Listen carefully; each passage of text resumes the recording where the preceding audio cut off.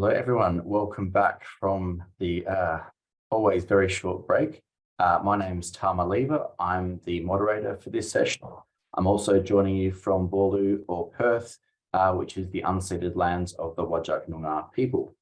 I'm very pleased to be moderating this session, which is on children and parenting in various forms.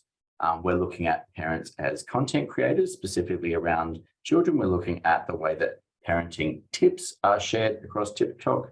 We're looking at parents as an absence that are, if you like, filled by inverted commas TikTok parents, which is always an interesting sort of a substitute going on there, and parents' perceptions of children's developing critical thinking and literacy skills through TikTok. So some really diverse papers, really exciting session.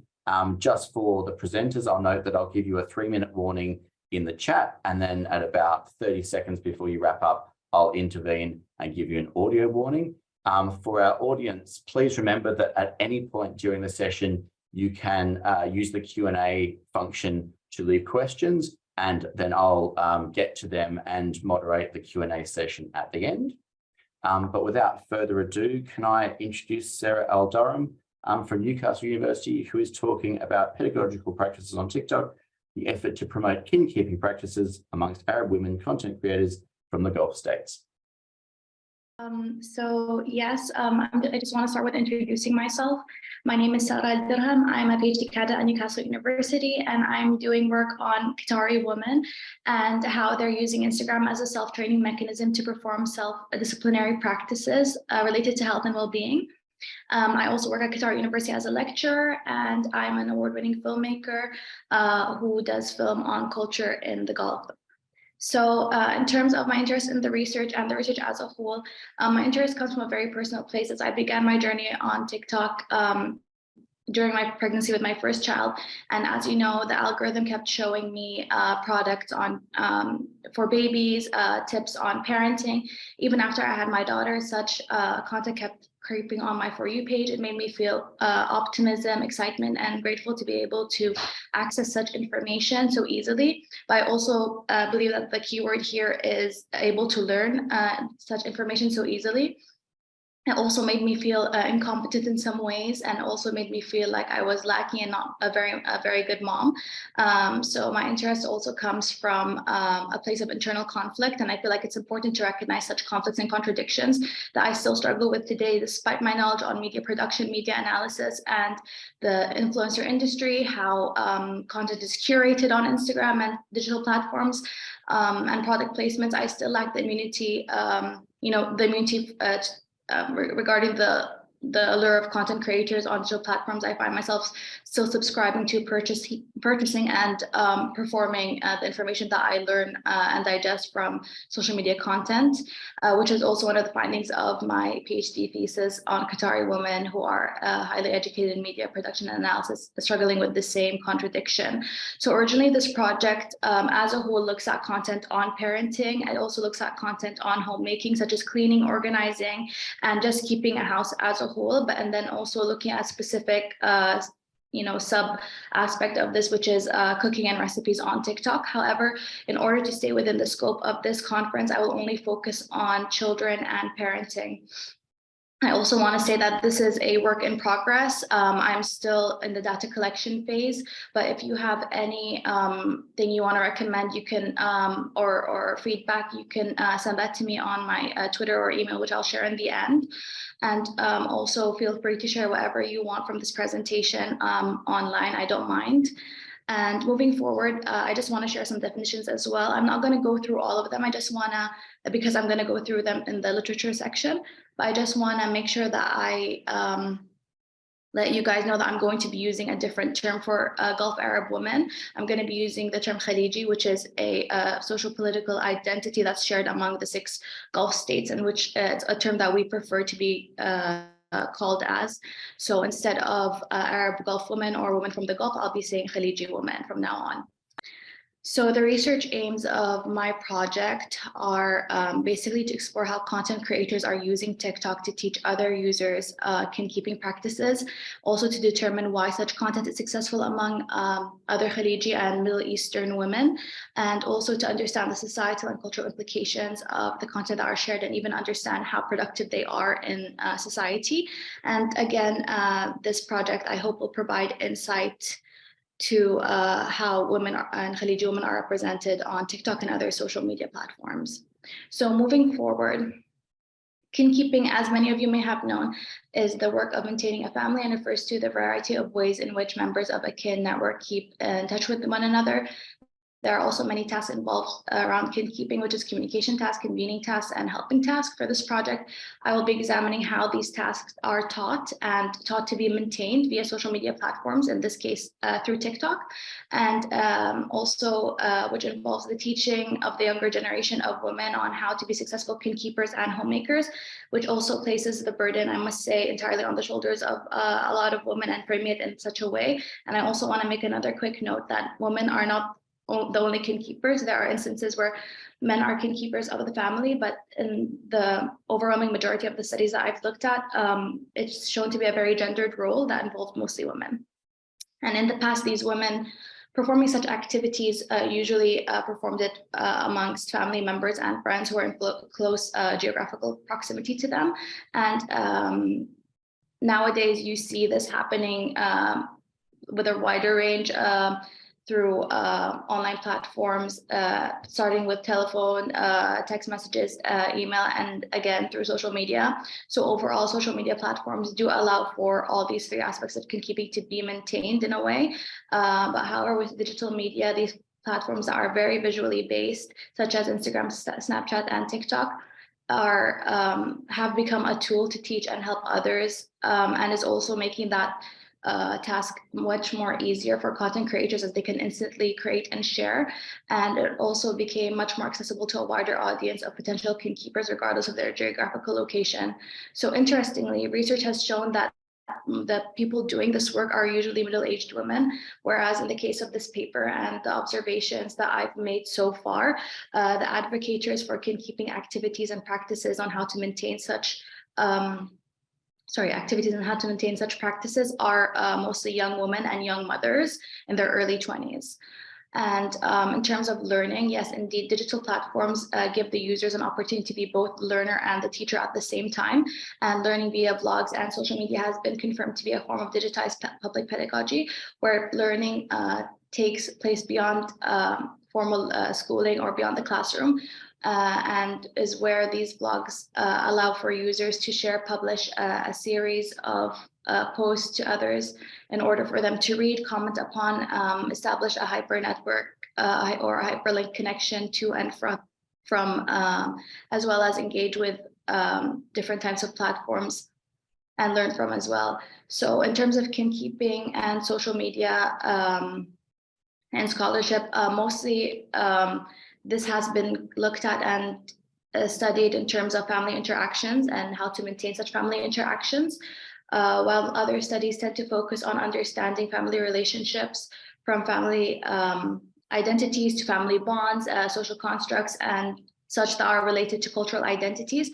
I have yet to come across a study that looks at how these actual practices are taught or passed down through visual platforms. If you guys know any, please let me know of them.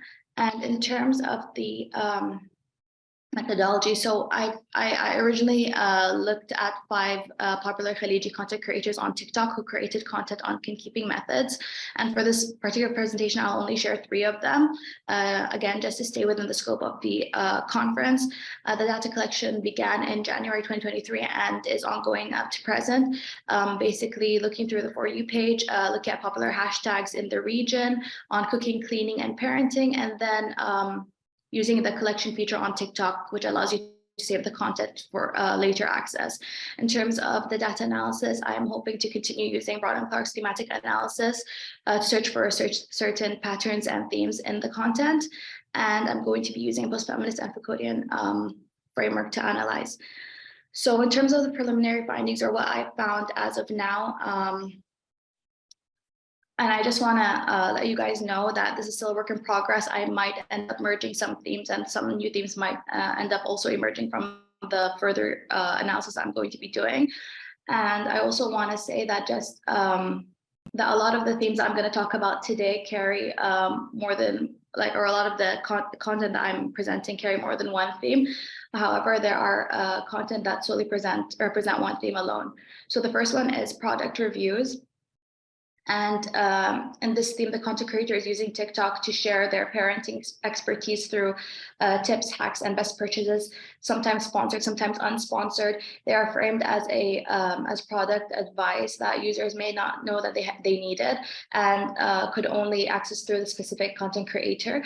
And also, this increases their popularity, engagement with their content and their profile, hence creating a market for such type of content to grow. And as a kin keeper, this content creator is teaching other potential kin keepers on her secret hacks for traveling and keeping your child happy, fed, and safe during travel. The second one is on better mothering. So this theme looks at how content creators being good moms on TikTok and frames information in the video as you can be a good mom too, and here's how to do it, and here's how to be a better mom. This example shows Fatma using sponsored products while letting her child play with them and telling them about all the ways they can learn from this game or toy while having fun. It's important to know that not all the examples under this theme have sponsored products embedded in them. And this example, in my opinion, is a bit problematic in the sense that not all mothers are able to afford the products in the videos. Further, such content can frame a parent as a not good enough parent if they're unable to provide similar products for their children. And this is also true for the first theme that I've introduced. All right.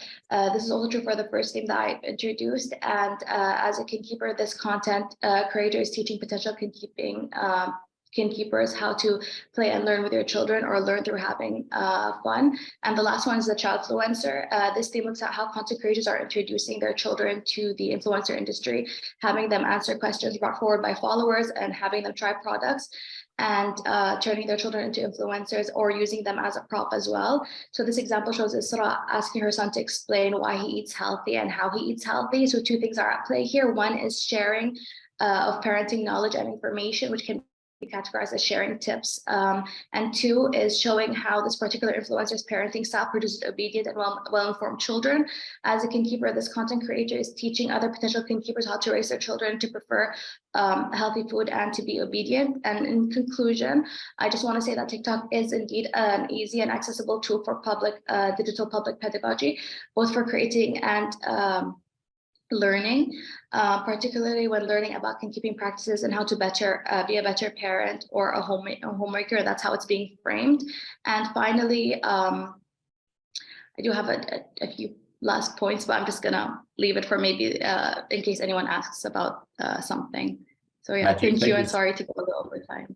Thank you so much. There was so much to I appreciate how hard it is to fit all of that into 10 minutes, but such a fascinating sort of snapshot of sort of collegiate women content creator practices, and so many questions that I'm sure that we'll circle back to and come back to in the Q&A. So thank you very, very much for that, Sara. Next, we need to make way for Tess Fletcher, who is from the Telethon Kids Institute, talking about parenting tips. So Tess, the floor is yours. Thank you very much. Excellent. Hello, everyone. Yes, thank you for having me be involved today. I'm very excited to present on one of our papers that one of our studies that we've done, Parenting Tips, a descriptive study of information for parents on TikTok. So this is a really collaborative project that we've been working on. So you can see my co-authors down the bottom there, and Emily will be presenting a little bit later today as well on another project. So for a bit of context, I'm from the Telethon Kids Institute in Perth, WA. And this kind of project was born out of an internal grant through the Institute to foster collaboration between early career researchers and mid-career researchers. So it's been a really interesting process to go through with a big group of people. It's been great. So there's a series of 4 different projects that were focused on different interest areas, and they all had kind of the shared goal of establishing this evidence base around developing, trialing and disseminating health promotion messages using platforms such as TikTok and social media. So for this study, we were specifically focused on parenting tips and advice as presented on TikTok. For a bit of background information, we know that parents seek information and support about raising kids from the internet, and that includes social media as well as, you know, internet parenting websites and all that kind of thing. We do also know that there is misinformation is really common, not just in this space, but in all spaces to do with the internet. I'm sure everyone's quite aware. And we also know that parents don't always confirm the reliability of what they're told via social media. So they might receive advice about how to parent well or support their child's well-being, but they don't always necessarily cross-check that information with what we would consider to be a reputable or like expert source. There's also limited research on how parents specifically engage with TikTok to disseminate themselves and also seek advice about parenting. So we don't really know that much about how they engage in that behaviour. So as kind of a really overarching aim for this study, we aim to explore the types of information that parents and caregivers are being exposed to on TikTok. So pretty simple, pretty straightforward, just trying to get an idea of what kinds of things are parents going to TikTok for in terms of their children's wellbeing and development. So for our methodology, we followed an established protocol, which was put together by a group of other colleagues recently and has been published. So you can go to that for a bit more information if needed. We've selected the 5 most viewed hashtags that represented our interest area. So, you know, advice that's provided on TikTok to parents around children's wellbeing. So parenting tips, parenting 101, parenting advice, parenting hack, and parent tips. So you can see there's a bit of a theme going there. For each of these different hashtags, we retrieved 50 videos. So that's gave us a total of 250 videos. And we used a coding methodology. So we used content analysis, and we used a code book, which was informed by kind of a variety of different other previous research. And we also used an iterative process where additional codes were added based on recurring themes that came up through a pretty extensive pilot coding process. So just a bit of information about the pilot coding. We had 2 coders we had the group come together and decide what we were interested in preliminarily. And then we had 2 coders go through and independently code, and then we discuss the results, and then we bring it to the group, and we really just refined into this specific code book, which we ended up having a level of agreement of over 90% between the 2 coders. So that was great. Then we had a single coder who analysed the remaining 250 videos using REDCap, so online survey software. We also had, I mentioned before that we had it across, you know, we had 4 different projects in a similar space, and we tried to make sure that there were similar codes that had the same definitions across all 4 projects so that there was comparability, and they were also informed by the previous research that's been done, so that then we could, you know, make sure we're able to compare our results to other people's results. In terms of our findings, we found that 46% of the videos that were being, you know, of the top 50 videos under those hashtags were instructional and or educational in nature. So a little under half. So even though it's kind of the hashtags were designed, well, we chose them to be parenting tips and hacks, and we expected kind of a high number of, oh, well, this is how you can intervene to help your child with this specific issue. We also found that quite a few of the videos were mostly humour, and potentially those hashtags were being used to get people's attention and just to promote the, to basically grab people's attention. Of the videos that were instructional or educational, 54% of those were created by people who presented themselves as experts in some capacity. So they could either say that they were a doctor or a child psychologist or something like that, or they could be kind of as generic as saying that they were a parenting expert. So that we interpreted that as them kind of putting themselves forward as being an expert in this space. In terms of the videos that provided parenting tips or advice specifically, so we had a code that was around, does this video purport to provide tips or advice about parenting? So 60% of the video of the 250 that we got were about that, and of those, 93% included some advice that was presented to all parents or caregivers. So it wasn't necessarily gendered, it wasn't to particular parental roles or caregiving roles, it was just general. And it also applied to, the majority of advice applied to multiple age groups of children. So we were seeing that there was infants, kids 2 to 3, toddler kind of age, and adolescents all kind of represented in those hashtags.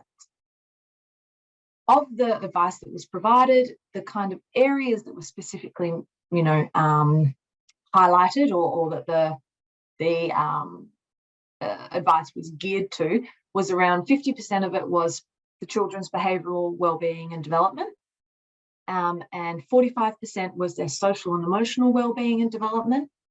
And we had 45%, I know obviously these numbers aren't adding up to 100, we had 45% was across multiple aspects of children's wellbeing and development. So we tapped into a few different things there. So in terms of what we kind of took from these findings, and I'm just giving you kind of a general overview of everything for the sake of time, we had been expecting to see some kind of advice provided about children's physical development and wellbeing, and maybe more specific condition-specific advice, but that was really not commonly represented in the videos. And we kind of interpreted that as being potentially due to the fact that there's a relatively universal process by which children's physical development happens. Obviously, that's a very blanket statement. But in comparison to something like social and emotional development, which can be really varied and culture specific and contextually specific. So that might be the kinds of things that parents are seeking out additional advice on, because the traditional sources on that kind of advice doesn't answer their questions, I guess is what I'm trying to say. Or that they are really looking for other people's personal experiences and wanting that personal kind of representation of, I've been through this and this is what we did and this worked well, which was a really well represented kind of aspect of advice, was parents themselves saying, I went through this and this is what it looked like. In terms of limitations, I'm realizing I don't have much time. We only look at English speaking videos, so that obviously limits the transferability of the findings. Also, obviously, TikTok content is really transient. It doesn't last for very long, so there are trends of things that come in and out. And there is a potential for bias in our code book, because it obviously involves subjective interpretation, but we've just really tried to be clear about what our specific definitions of the codes are. And I'll leave it there, I think. Is that right, Kai? Yeah, thank you. Magic. Thanks so much, Tess. Really interesting stuff. Really interesting to see how, that shared knowledge and advice is or isn't passed along, and how those top level sort of hashtags tend to function. So thank you very much for that.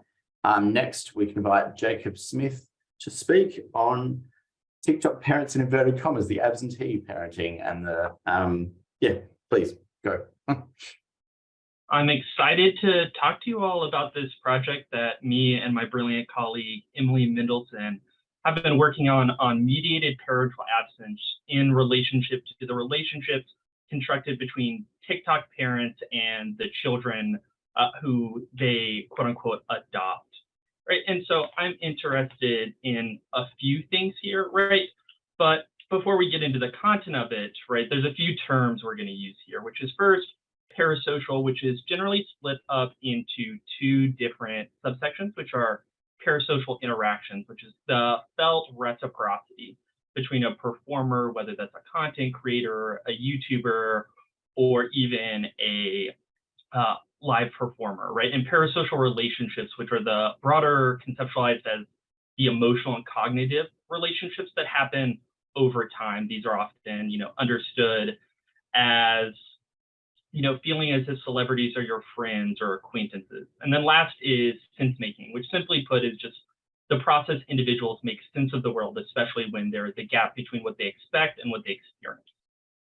And so we identify TikTok parents, right, as an emerging genre in the sense of an affective expectation, a set of norms, a way to understand the interrelated nature of content.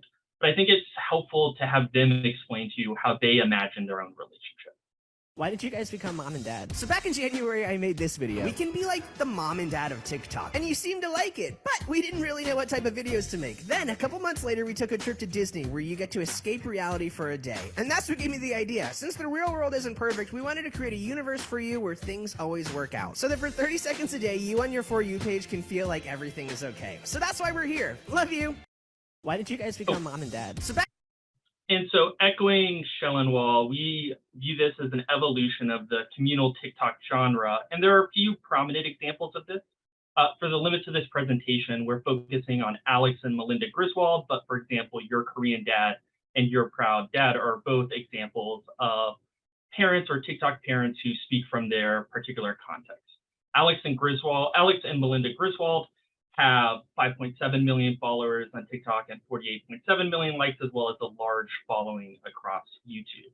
And so in this sense, we are interested in a few questions, which is first, how do the TikTok content creators construct parasocial relationships with children and their viewers through modes of familial address? And then secondly, what differentiates the familial modes of address from other forms of parasocial relationships constructed by content creators? And then thirdly, we want to understand or analyze how viewers make sense of this rhetorical address or make sense of their relationship. So to do so, we engaged in a multimodal analysis first in terms of parasocial modes of address. So we engaged in a rhetorical analysis of content produced by the Griswolds that described or illuminated their parenting role in their adopted TikTok children.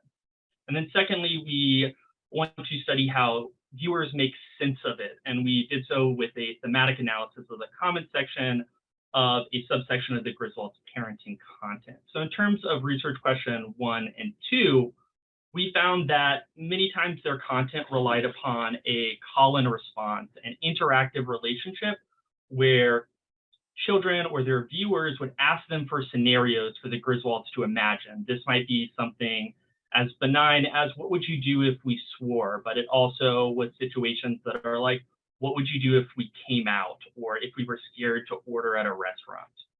And then the Griswolds would create content that imagined what that would look like. And it's almost always endless positivity. It would be support, acceptance, and that they framed the consumption of their content through a lens of adoption. And one of the statements that the Griswolds echoed commonly was, if you watch our videos, you're already adopted, or if this appears on your For You page, you're already adopted.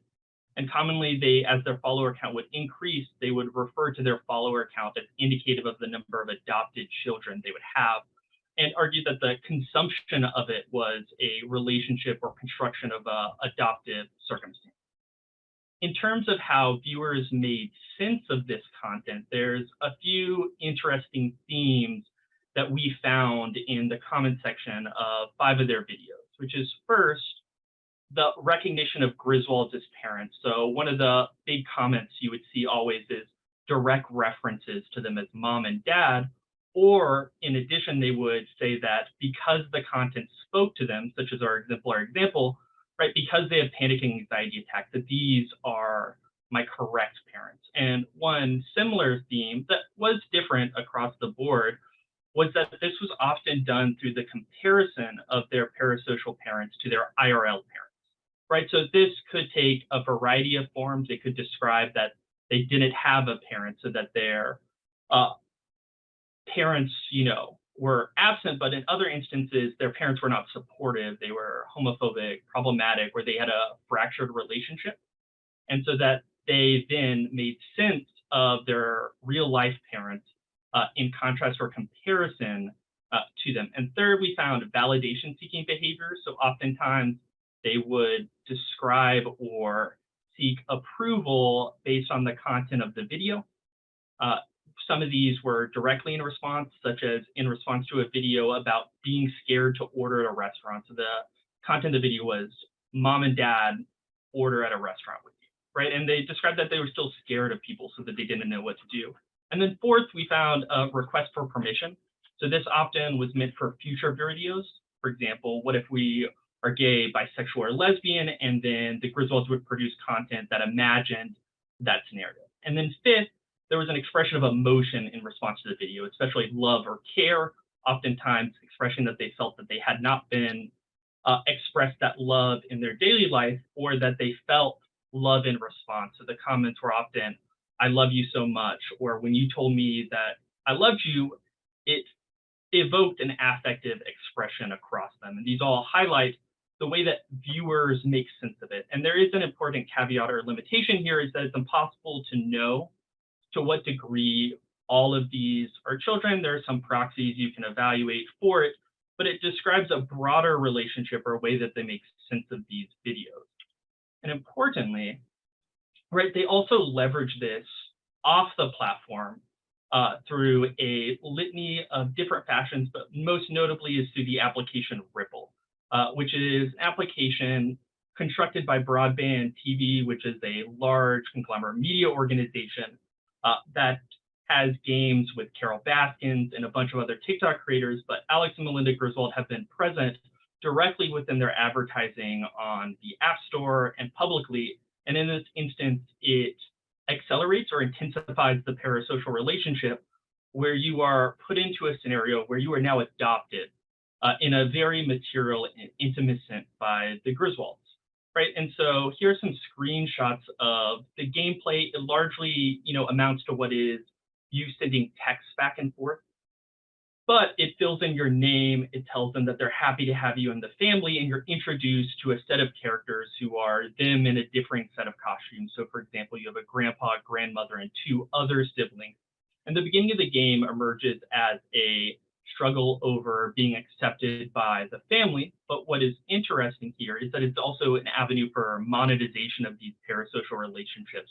So if you see the 3rd and 4th images, right, in exchange for an in-game currency, you can get better responses. Or if you don't pay, or you don't have the in-game currency to pay for it, you have to send negative responses that often evoke not purely negative or reactionary messages from them, but it'll often say they're disappointed or they don't feel it, right? And then you also get the option to pay for or use in-game currency that you can purchase for real currency or get every single day to access pictures. So for example, one of them is a picture of their wedding photos. And so we have a few key takeaways directly engaging with this. First is the parasocial modes of address and adoption, that they construct consumption of their content as adoption and construct a relationship premised upon that. And then secondly, is that there's an identity construction for both the Griswolds and their viewers who construct their own identity through each other. One thing that's interesting is the Griswolds themselves have struggled with this relationship. So at a point they said it felt weird to produce the content, so they just wanted to be friends. But then within a month they said, we're back to being parents, right? Because you need us so much, right? And children themselves and viewers construct their identity in relationship to those modes of parasocial address, which built on earlier research in the study of parasocial relationships, with hypothesized that parasocial relationships often were a substitute for interpersonal or real life social interactions. Third, we found a comparative sense making, which is that viewers make sense of their parasocial familial relationship in contrast of their IRL relationships or their real families, right? And that it often serves as an incentive for them to build relationships, but a place where they could feel safe. And fourth, we found that there was a direct monetization. Just got time to wrap. Yeah. Yep. Thank you all. I'm excited to hear any questions, thoughts, or concerns. Magic, your timing was so good you didn't need me. Really fascinating, and really interesting space to think about. So I'm sure there'll be some good questions to come back to in just a minute, but we'll pass on to our last presenter first, which is Youssef YAKOUB, talking about parents' perceptions of the influence of TikTok on the development of children's critical thinking skills. Youssef, the floor is yours. My name is Youssef YAKOUB. I am a PhD student in the Department of Communications Media at Indiana University of Pennsylvania, IUP. I am also a teaching associate in the same department. I teach various production classes such as digital storytelling, online media production, animation, web design. Also, I teach non-production classes such as media wellness. My research interests are generally related to media production and social media effects. Today, I am presenting my research or my paper that is still in progress. So I'm not yet done with it. The influence of TikTok on the development of children's critical thinking skills. In today's digital age, social media platforms have become an integral part of children's lives, offering both opportunities and challenges. Among these platforms, TikTok has emerged as a culture phenomenon, captivating the attention of millions of children worldwide. As parents grapple with the impact of this short-form video sharing app on their children's development, one key aspect that demands attention is its influence on critical thinking skills. So this research aims to explore parents' perception regarding the role of TikTok in shaping their children's critical thinking abilities. By understanding parents' perspective, we can gain valuable insight into the potential benefits and risks associated with TikTok as a tool for fostering critical thinking skills. A little bit, introduction or a background for that. And I came across a lot of numerous research studies that only focus on the negative side of TikTok and how harmful TikTok is for children. And this paper focuses a little bit on the other side, which is the potential positive outcome for kids who use TikTok. So in my research project, I investigate the influence of TikTok usage on children's critical thinking skills. So if we take a moment and to define critical thinking, according to this research in 2020, critical thinking could be defined as the ability to solve problems or answer questions individually by examining different options and choosing the most suitable and logical one. So this research, as I mentioned, aims to explore the parents' perception regarding the positive and negative impact of TikTok as a learning tool on the development of their children's critical thinking skills. So the methods section, this study employs a qualitative research designed to delve into the complex perception and experiences of parents regarding the influence of TikTok on their children's critical thinking skills. Qualitative research offers a nuanced understanding of, participants' perspective, allowing for in-depth exploration of their thoughts, beliefs, and experiences. So through semi-structured interview, I aim to gather rich, context-specific data that goes beyond mere statistical analysis, enabling us to capture the diverse range of potential perspective on this particular topic. So the sample for this study consists of 10 parents who meet specific inclusion criteria. These inclusion criteria is, first of all, parents are required to be currently living in the United States, allowing me to gain insights into the experience of parent within this cultural context. However, parents are limited to international students, including undergrad, master's, and PhD as well, to ensure a diverse range of perspective and experiences related to cross-cultural influences on child development. Also, in choosing participants must have at least one child aged between 8 and 12 years who has access to TikTok. This age range is chosen as it represent a crucial development stage where children's critical thinking skills begin to form and are likely to be influenced by various factors like media. So this age 8 to 12 are called the tweens because they are in between children and teenagers. It's very normal for kids this age to start to move from being very close to parents to wanting to be more independent. So by examining the, like this carefully selected sample of parents, I aim to capture a range of experiences and perceptions that can shed light on the potential impact of TikTok on children's critical thinking. Also, my participants, they were from different countries. All of them, as I mentioned, are international students. So I had parents from Egypt, Nigeria, Ghana, and Saudi Arabia. All children were bilingual, so they at least speak two languages. English is one of them, and also some of the children were born back home, also, or while others were born in the United States. So when I collected data, each participant received a $25 gift card, and the interview were between 30 and 40, between 30 and 45, between 30 and 45 minutes. And and this is, as I mentioned before, this is work in progress.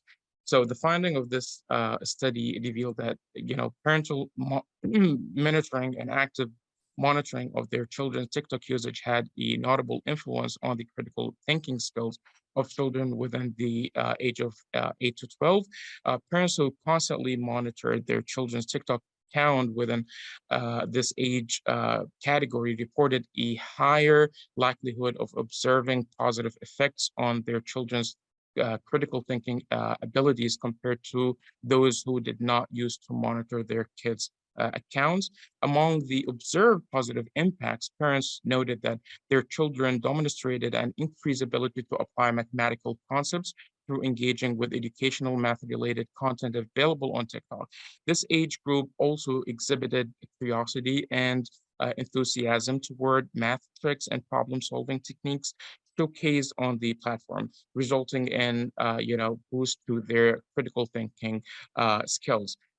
Parents reported also that their children's exposure to science experiments and demonstration on TikTok sparked a sense of wonder and stimulated their critical thinking abilities.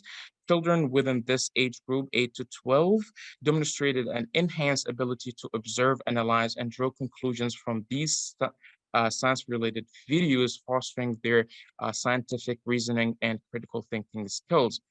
Also, parents highlighted that their children's engagement with quick and easy DIY, do-it-yourself projects available on TikTok not only developed their creativity, but also promoted critical thinking within this age group.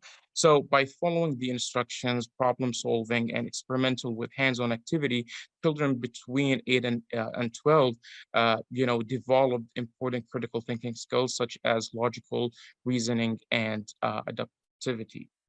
And the conclusion or the takeaway, the big takeaway, and I'm not yet done with this, but the big takeaway is that parents can effectively guide and curate their children's TikTok experience, enabling the promotion of critical thinking, problem solving, and creativity. So the significance of these findings lies on emphasizing the vital role of parent awareness and engagement as they actively tap into the educational potential of digital media platform to foster their children's cognitive development.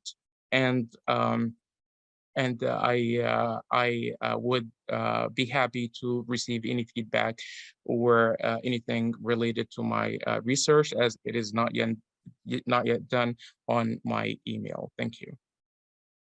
Magic, Youssef, thank you so much. And thank you to all of our panelists. Can I invite you all to turn your cameras back on, and we'll slide into the Q&A session.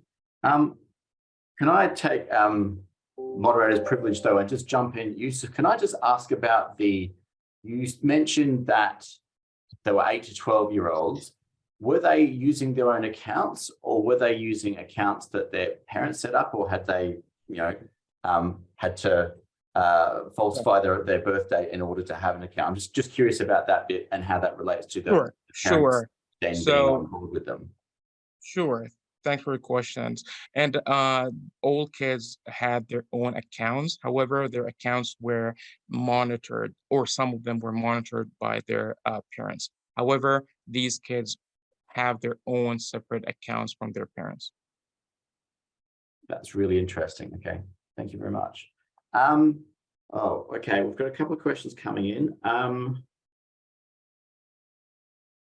For Sarah, there was a question about the line between, sorry, it's a quite a long question, but it's about the line between commercialism and parenting. So for the parents that had sponsored content, I guess it's a question about how that tension is played out. Like, is the parent still taken as, is the advice given and the demonstration given still seen as credible if there is an acknowledgement that this is commercially sponsored content? And how is that tension negotiated from the Yeah, I guess I can answer this question in general, as it was one of the questions that I did look at for my PhD thesis on Instagram, and basically about credibility and sponsored products and product placements and the curation of content. So a lot of the feedback I got was that the users usually know, they're very smart. They know that this content is curated. They know that it's an advertisement. They know that sometimes it's not genuine, but they still go for it. And what I've seen in terms of, and I guess that's because of, like brand trust and just and parasocial relationships that were created, just like YAKOUB described earlier about parasocial relationships. But in terms of children and sponsored products, yeah, there kind of needs to be safeguards put in place. There kind of needs to be some kind of guidelines and rules set by the platform about how much and what can you advertise with children being present in the video or used as props or directly being the ones advertising for the product. But I found that usually users, even though they find content problematic, even though they find content ingenuine, and they know that it's not very much credible, they still end up subscribing to, purchasing, and interacting with certain influencers and content creators.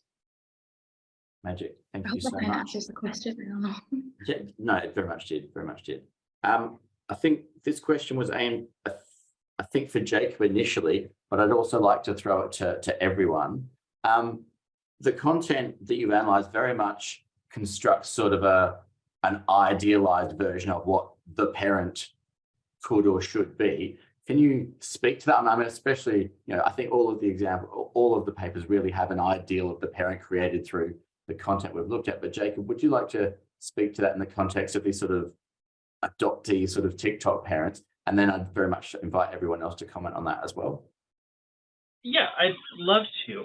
And it's one of the things that I personally struggled with, like my own biases when researching this content was, what does it understand care as, right? Or what does it understand parenting as? Because it emerges amidst a childcare crisis, right? The externalization of care onto a litany of other social factors. But in these, videos, care is gestural at best, right? It is endless positivity, is affirmation, but any other aspect of parenting care is erased in a material labor and, kind of pushed out by the wayside, right? And part of that's by intention, right? Their goal is to create content where everybody feels safe, everybody feels affirmed, but at the same time, there's always a gap there between what the idealized version looks like and the relationships that are viewed to create comparison with them, right? Especially in the level of comparisons making. Magic, thank you. Sarah, did you have a comment on that? Actually, not. I mean, in the end of the day, we do see parents on TikTok. I mean, we do see a lot of genuine content on parenting and how to care for your child.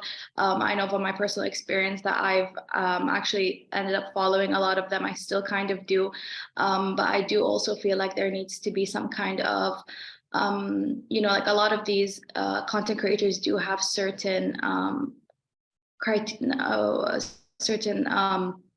I'm not getting the word, sorry, but certain like certifications and such as like you know, like parenting and being parenting experts and whatnot. So I guess in the end of the day, we need to really be able to differentiate between what content is much more beneficial and productive for our role as consumers in wanting to consume material and content on taking care of or better caring for our kids and further on. Right. Thanks. Tess, did your content suggest sort of an ideal parent that was being suggested through the tips that you were looking at? Yeah, it did. I have to be honest, I think I was expecting to see a lot more of that. And I think, you know, we're really seeing our study as kind of a starting point for moving forwards and looking at more specific areas. One of the ones that is of interest to us as a team is the parenting styles that people kind of say that they're adhering to. So like gentle parenting, positive parenting. So that kind of sets up a set of parameters about what the parenting looks like and how to be good at it or bad at it, essentially. Another kind of thing that we came across was definitely that like dichotomizing parenting as don't do this, you should do this, you know, so that is kind of building this idea of an ideal. But given the scope of videos we came across, we probably won't be drawing kind of specific, you know, this is what the image looked like, because it was really broad, but definitely some of those specific areas are of interest moving forwards. Yeah. Magic. And Youssef, obviously your sample is a slightly different shape, but from your interviews as well, did you get a sense of an ideal parent being imagined through the sort of relationships that parents were letting kids have? And I think from my perspective, or from a little bit from the perspective that my paper was tackling, is that parents are somewhat have control over their kids' accounts. They can link their accounts to their kids' accounts, and as you know, a parent, and they could little bit, you know, control it, and might have some, you know, restrictions on what content do they receive, and that might play in, you know, what kind of videos they get. Okay, great, thank you. A question for Tess. Do you think that the nature of the the very top level sort of hashtags you were looking for, maybe that had an impact on the sort of stuff that you were finding? So I was just contrasting that with the Oz TikToks of the autism TikTok community we're hearing about earlier, and I wonder if the sort of specific advice that wasn't really in your sample might be in much more nuanced or smaller hashtags with other communities where parents part of that, rather than parenting as a meta community or something to look for. Yes, definitely. I think that's something we reflected on. I think what we thought was going to happen is that we would use these kind of broader hashtags, and that we would see what other specific hashtags are being used, because we know that people will use, you know, one that's like, you know, parenting tips, and then they might use sleep problems, or, you know, like to combine them together so that you get that broad one that will get people seeing the videos just via the algorithm. But we found that it was a lot of, you know, parenting tips, hacks, advice, etc., when the specificity wasn't there necessarily. So I think that definitely was one of the issues. And I think, yeah, moving forwards, we would be more specific about the actual behaviours we're interested in looking at. So we want to take that kind of social and emotional side a little bit further and look for more specific hashtags around that, as well as the things, the cognitive behavioural stuff and all that kind of thing. Yeah. Sorry, does that answer your question? Yep, it does. It does. Okay. And I'm conscious that as much as I'd like to keep asking questions, we should probably respect that 5-minute break. I'm sure there are some people that need to make the mad dash to the bathroom. Thank you so much to our 4 presenters, really, and to your co-authors who aren't on screen. Fascinating papers, and especially thank you for sharing, in some cases, works in progress. It's always hard to share things that aren't quite finished, but really interesting for us as an audience to hear what's being studied. So thank you very much, and we'll have a 5-minute break before we come back for children and concerns on TikTok.